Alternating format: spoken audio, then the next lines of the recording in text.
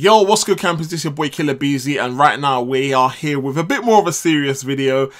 This is going to be my first run through Act 6.1, right? But what you're going to notice is in the first part of the video, probably for like the first 2 minutes or so, you're going to see me in the bottom corner of the screen, and the reason for that is because when I done the Sabertooth part, I was actually doing live recording and it was late at night, so I was a bit quiet. You can't really hear me that well, and you know, it didn't really come out that well, so therefore after that I decided to just, for the rest of the parts of chapter 1, I decided to record the gameplay only, and therefore I just thought I'd do a voiceover afterwards. So what I've done is I've just muted myself and obviously just gonna do a voiceover. So with that being said, ladies and gentlemen, Sabertooth, man. Where do I start, man? I thought this guy was gonna be a lot easier than than he actually was. Yeah, I didn't really have too much of a good experience with Sabertooth, man. I think I died, then I died again, then I done some more dying, and yeah, man, it wasn't a fun time for me. I didn't really have any strong heal block champions, and what I had done, which I would recommend people not to do, is I went in with my strongest champions and kind of thought, you know what, this should be able to handle more or less everything and I should be okay with this. And yeah, that's what you shouldn't do, guys, man. Definitely don't do that. You know, had I have known what I know now, there would have been chapters where I thought, you know what, I'm not quite ready for this, I don't have a champion for that, let me just put it on pause and I'll wait until I do have the right champions to tackle certain chapters. And you know, that's what I would recommend everybody to do, because the reason why I went ahead and done it anyway is because I had the units to compensate for not having a decent roster and saving resources and whatnot. So in this scenario with myself, I just looked at it from a situation of, look, well, you know, where I don't really have the champions to possibly solo, or the skill to possibly solo, or, you know, do it in 1 or 2 revives, I should be able to get it down like with the whole team if I revive the team once or twice, you know. And that was kind of my way of thinking, as opposed to being able to really get it done. I think the main problem that I was gonna encounter was going to be Crossbones, but I wasn't too worried about Crossbones because I had a Mega Red.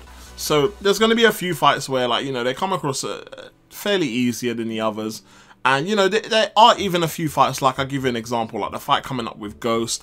That fight wasn't particularly too bad, but again, I was playing, it was quite late and I was a bit sloppy, and there was a lot of Wakanda Tactics. So you know, there was a lot of times where it was just like, I could have done better there, or I could have done better here. One of the other things that this is the main point that I would raise to anybody that hasn't done this yet, right?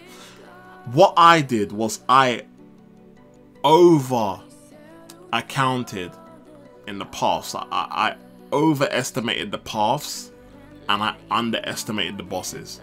Like, and what I mean by that is, when I was choosing my team to bring into each part of chapter 1, I was bringing a lot of champions thinking, okay, well, let me use this champ and this champ and this champ on the path, and then I'll save this champ for the boss.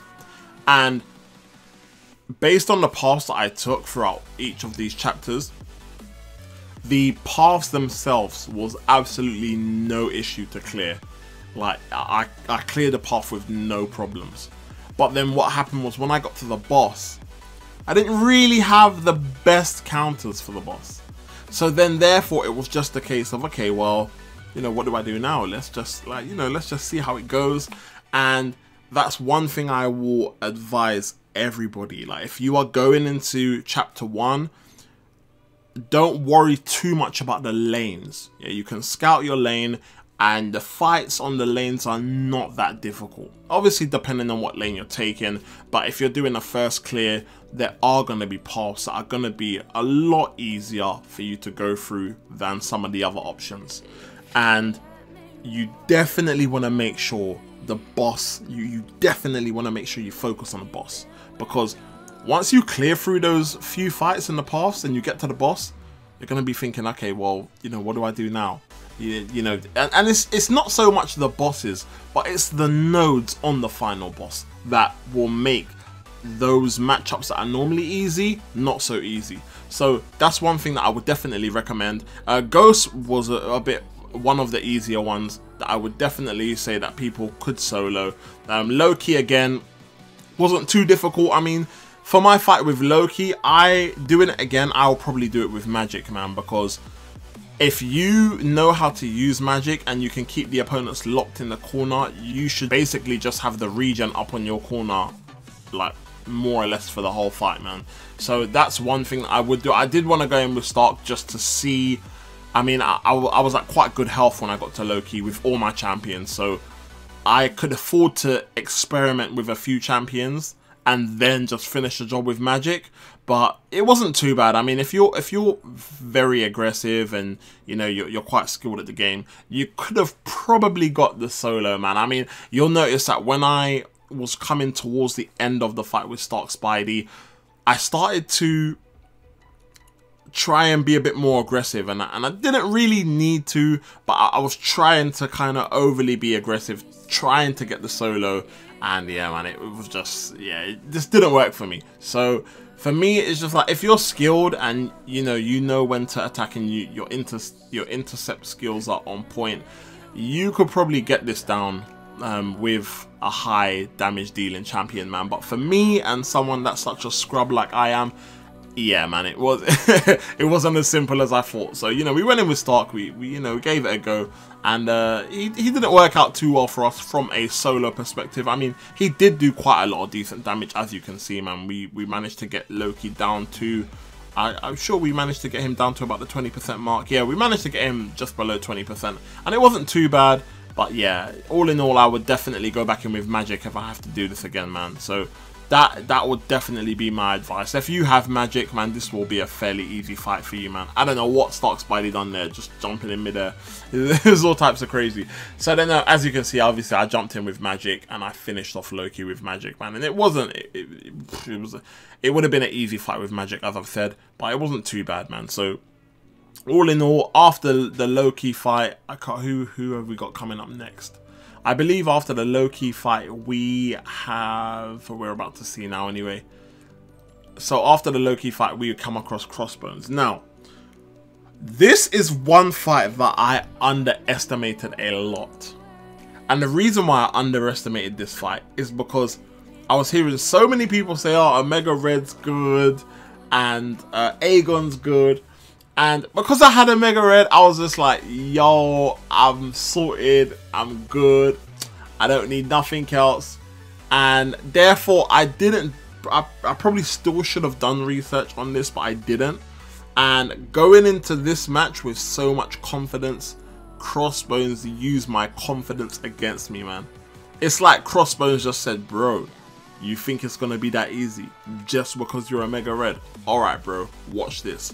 And he just slapped me, like absolutely slapped me, man. So it took me a while, man. I think I had about 4 or 5 attempts at this fight. It took me a while, but I started to get into the rhythm of things. Another thing is I didn't boost, and I wanted to see how the fight would be without boosting, man. I know a lot of people say, oh, you know, to boost here and boost there, but your boy ain't got the resources to be boosting all the time, man. So I wanted to see how I could get on without the boost. And then I boosted kind of like on my 3rd or 4th attempt, and you definitely notice the difference, especially because of the regen on this node. You definitely notice the difference, man. And it definitely probably would have been a bit of a, it would have been a different fight had I have boosted from the beginning. That doesn't mean that it would have been a solo. It definitely is still difficult for a man of my skill level to solo a fight like this, man. These are like for myself, man. These are some intense fights for me, man. Your boy is like, after one round, yeah, when I get KO'd, man, I'm like, yo, man, I need a break. but yeah, it wasn't too much of a difficult fight, man. It wasn't too much of a difficult one. When you get into the rhythm of things, and you know what you're doing, it's just a case of putting it into play on the game, man. Because it's one thing knowing what to do, and then another thing doing it, man. And that's the biggest problem I have. I'm always thinking, okay, yeah, I know what to do, but then when you go in the game, you panic, and like you try to evade, and you don't evade, you get clipped, then it throws you off your game, and you're thinking, okay, what do I do now? What do I do now? And then, yeah, man, because it's got the Bane on it as well, you got to take that into account when you're trying to fight. And yeah, man, there's a lot going on. There's a lot going on. But as you can see, man, I managed to get into the rhythm of things towards the end. Like, we get the death spores above 20, and you know, that's where you want to be for this fight, man. You want to focus on more on the death spores and holding them in place over everything else. So, you know, that wasn't too bad. But, oh, this Sentinel fight. Oh, Lord. This Sentinel fight was just... Oh, it was just long. It was so long, man. I wish I had a Medusa, man. And, you know, the fight in itself wasn't difficult. It's just that when Sentinel gets to 100 analysis, oh, he is just a nightmare because you're barely doing any damage. And it got to a point in this fight where I was just like... I was playing with Stark Spidey and I wasn't fighting too bad, but it got to a point where I was just like, bro, like, I am not going to be sitting here for hours, yeah, just doing like little, like making all my hits at 10 poise charges do like 1k damage. Like, I was just like, I can't do this, man. And I started to think, bro, you'll be better off just dying and just reviving Stark Spidey and just jumping back into it, because I just thought it was long, and I can't even keep the whole fight in here to show you guys, because like, as you can see here now the amount of damage that we're doing to Sentinel, man, and it was just like, bro, like, I mean, here we're not doing too bad actually here, but you're gonna see in the fight where, you know, we're hitting him and it's just like we're not getting no crits, like everything is just hitting for like a maximum of like 1k, and it's just like, dude, like, what are we doing? Like, what am I doing here? Like, I cannot continue this, man. It was just crazy.